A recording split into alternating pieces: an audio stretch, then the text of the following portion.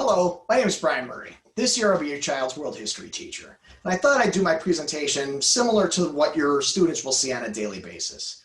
I am huge into visuals, so I thought I'd show you guys something similar to what I might start my classes with.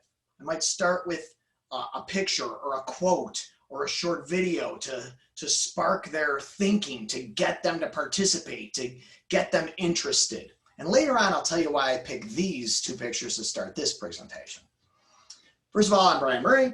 Although Sharon Weirma is not in this video, she is the paraprofessional in the classroom and she is awesome. I've worked with her for almost 20 years and she is like the class mom. I think your students will grow to truly care about and respect her because she shows nothing but caring and respect for your kids. So I'm very lucky to work with her. Hopefully you'll hear your students talk about Ms. W. She's a great person to work with. Okay, I've been doing open houses for about 21 years. And I just found out 3 years ago I had been doing them wrong for the first 18 years. And I realized this when I was a parent going to my first open house at Park Junior High when my son was in 7th grade. And I realized as I was sitting there how awesome a job they were doing and what a poor job I had been doing. I had not been answering the questions that I think were most on the minds of the parents. I'm going to try and do a better job of doing that now because these are some of the questions that I had, and hopefully they reflect what you're thinking and what you need. If they don't, if you have completely different questions, that's okay. Email me. Shoot me an email and I will answer any question that you have. I'll be happy to help. So as I was sitting there in Park, I was thinking, oh my gosh, is my kid going to be okay? That's the #1 question. Yes, your child will be okay in this world history class. I care about your children. Mrs. Weirma, the paraprofessional, cares about your children. We want them to get along and be okay and have a great experience, and we'll do everything we can to make that happen. Are there any concerns you need to know about? No, not now. If there had been any issues, I would have already contacted you. But things are going great so far. The kids are working together well. It's been a fun start in a challenging time. Has there been tech issues? Yes, but we have fought through and we have modeled that not everything goes right every time. Sometimes you need to find out that there was something that went wrong, figure out how to fix it, get over that obstacle and get stronger. Is your child getting along with everyone? Yes, I've already had opportunities for students to work together in small groups. Even in the bigger groups, we only have a maximum of 13 students. So there's been lots of opportunities for them to share information, and they've been very respectful and very kind. And I think they really get the idea that we're a team. There's been some laughs we've had along the way too. There's been some non-history conversations, and that's great. It's been very lively so far, and I enjoy it. Will your child learn anything useful in this class? Absolutely. This is world history, but don't expect your kids to memorize a bunch of dates and names and things like that. We are going to stress thinking in here. So if you were going to ask, what's my student going to learn? They're going to learn to think better. They're going to learn to become stronger at analyzing information, at taking a stand and backing up that stand with real evidence. And we will use many different ways to make that happen. You already saw I'm going to use pictures, I might use videos, I might use political cartoons, I might use quotes, I'm going to use high-level readings, but we always support them when we do the high-level readings. So what should you see at home? Whether remote or in person, I have designed things in a way where I try to get the most of what we do done in class. And that's because I always want to make sure that I'm providing support that students need. I think it's very important to provide enough support that they don't get frustrated, but not too much that they never grow. We'll talk more about that when I get to those pictures from earlier. What if you need help? If you need help, shoot me an email. I will get back to you as fast as possible, especially in this time now. There might be some unique things you need or you're wondering. Please just shoot me an email and I'll get back to you right away. I also have some new questions as the parent of a child, actually 2 children, during remote learning. My daughter's at Park, my son is actually at LT now. So as the parent of children that are learning remotely, some of the questions I have are things like, will this teacher factor in social emotional needs? Absolutely I will. I think it is incredibly important that we recognize that this is a challenge for everyone. Whether we're remote or in person, this has been a very difficult time over the past 6 months.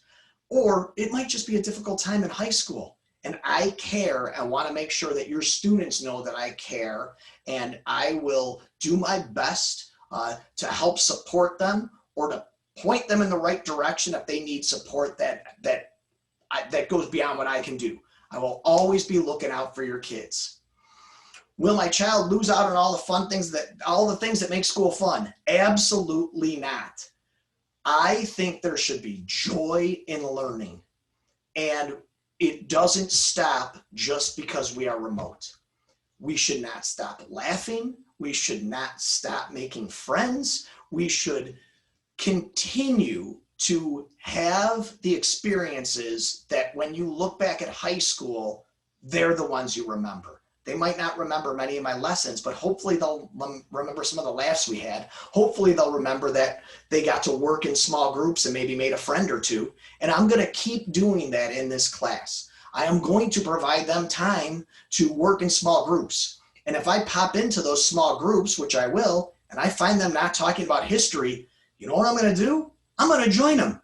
I am going to make sure that they can have some of that social experience. Now, does that mean they don't get to do their work? Of course not. It just means that they have to do both. And I will try to make sure that I provide little opportunities here and there to make sure that they get to make those connections with classmates. I'll give them an academic way to do it. I might trick them into doing some history while they're joking around with their friends, but I want them to have the full experience. I want them to make new friends. I want them to build on the skills of working as a team. That is an important skill moving forward, and we will make sure that they have opportunities to do that. So I will not let fun die. We are going to continue to have fun while we learn. Will the teacher be flexible about technology issues? Absolutely. Not only will I be flexible about technology issues, I will be flexible about everything I can. This is a challenging time. So there's going to be times where there's problems with a computer, or there's problems with them getting sharing a resource. That's okay. We'll work around it. We're not going to panic. I'm not going to put so much stress on them that it makes a difficult situation impossible. We can work around just about anything in here to make sure that students still get what they need without getting so frustrated that they're crushed. I want them to be energized, and by being flexible and making sure that they know that they'll have many opportunities to succeed in here, I hope that'll energize them and keep them engaged in class. So where are the class resources? Like every other class at LT, I have a Canvas page. Unfortunately, this is my math page. This might be a good opportunity to see when something goes wrong. What do? Well, I just fast forward to my world history page. On our Canvas page, I will have every week the schedule for the week. I will have the dates, the learning target, and then any resources that they need. And I'll have them in order. So if we're doing 4 things in a class, they'll know what order they go in. And on here, I will have things like the notes for the day. I will have copies of the book pages, because there are ways to electronically have the book read if needed. I will have questions, quizzes, whatever we need. It will be easy to find them on my world history page. If they want to go in advance and print the things out because they prefer paper, that's fine. But the way that I have them designed is for them to have a small Zoom window open and to have a document or another resource open so they can do it right on the computer and save it in their Google Drive and share it with me. But if that's not what works for them, that's where flexibility comes in. I can easily accept a picture of something they've written. They can scan it in. We will find ways to make sure students can show what they've done in whatever way works for them. All right, so my creed. I cannot possibly talk to anyone about my class without talking about my creed. This creed has been up in my classroom every second I've ever taught for the past 21 years. Before my first day of work, I made this creed, And this exact same poster, even though it's a little beat up around the edges, has been in my classroom ever since. I did make a couple of changes to it, and I'll explain why in a moment. My creed is that it's my responsibility to empower every student to form the habits, learn the behaviors, and acquire the knowledge needed to be successful both today and in the future. And the change I made there was I added the word empower. I used to have the word help. And the more I thought about it, the more I thought that's just way too weak. I don't want to help my students because helping them means I'm with them, holding their hand, helping them all along the way. No, I want to empower them to succeed when I'm not around. I want to empower them to succeed now and in the future. And I think that that is just a much stronger way to explain what I want for my students. It's kind of like riding a bike. I could run behind my child for the rest of their life holding the back of their bike, but then they'll need me there forever and they'll never be able to soar. Or I can empower them to do it on their own. But in order for them to do it on their own, they've got to struggle. They've got to get stronger. They got to fail. And it's okay. And everything I do in class is with this in mind. Everything I do, whether it's a reading assignment or a video or a picture, an essay, whatever it is, it's always to help strengthen them so that they can succeed now and in the future.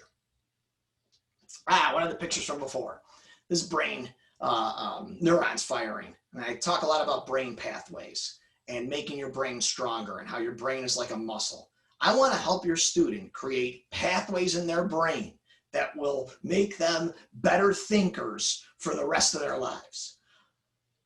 The other picture I had was a picture of the cockpit. And I heard a story a few years ago, and it made me think about what my job is. And in the Air Force, they had the best pilots, they had the best equipment, and they weren't getting the best results.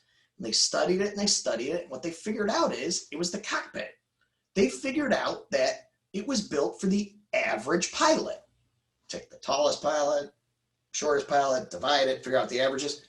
No one fit the exact description of the average pilot. As a result, people didn't fit perfectly in the cockpit. So you know what they did? They got a sliding seat. So if you were a little shorter, you slid up. A little taller, you slid back. That is what I think my job is, to be that sliding seat, to just help students, empower students to give them enough support so that they can soar. And then when they're soaring, pull back on that support so they can get stronger. That's my job in this class, is to empower them to become better thinkers by making sure they get just enough support. And I will do my best to do that. In order for them to grow, they have to put in the effort.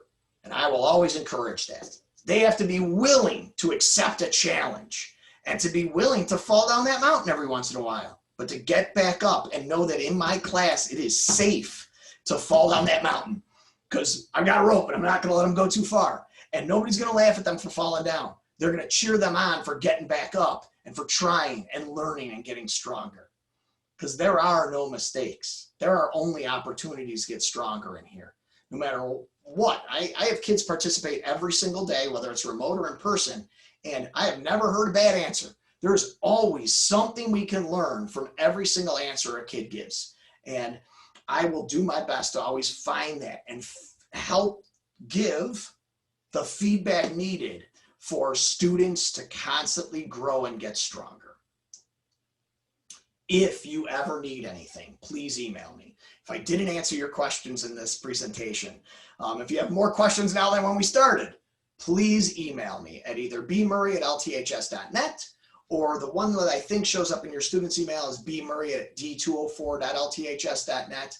Please email me. I will be glad to help you or your students. If your students ever need me, not only can they email me, I also have drop-in hours that are also available on my Canvas page, both before and after school, where we can do Zooms if they need me. So if you need anything, please reach out. Thank you very much for your time. I am looking forward to empowering your students to succeed.